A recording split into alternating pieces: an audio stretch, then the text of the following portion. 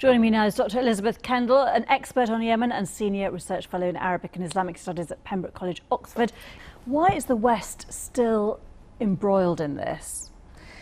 The Saudi-led coalition was in this war in the first place because it was invited to be there by the so-called legitimate president of Yemen, President Hadi. So it's natural that the international community would support that coalition in trying to restore his government.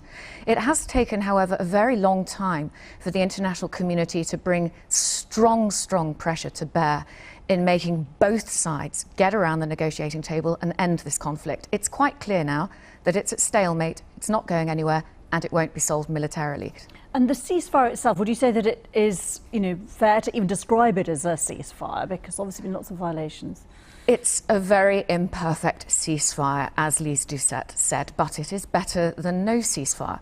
The United Nations remains upbeat, as it must. But in the first week alone of the ceasefire, the coalition complained of a couple of hundred violations by the Houthis. And right now, they're alleging about 1,000 violations of the ceasefire.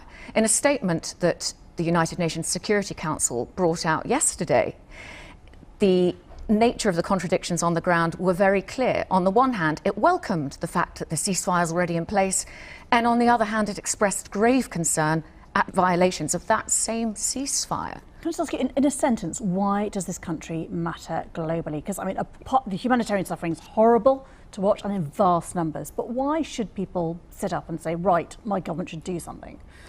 Apart from the very obvious moral answer to that question, Yemen is a very populous country. It has about 28 million people, 24 million of whom are in urgent need, 10 million of whom are on the brink of starvation. So apart from that, Yemen is situated in a geostrategically important position.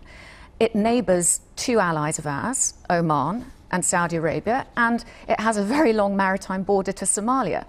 If this region is allowed to further implode, it could start to spill over, and that will affect not only our allies neighbouring it, but also all important trade that goes through the Bab el-Mandab towards the Red Sea.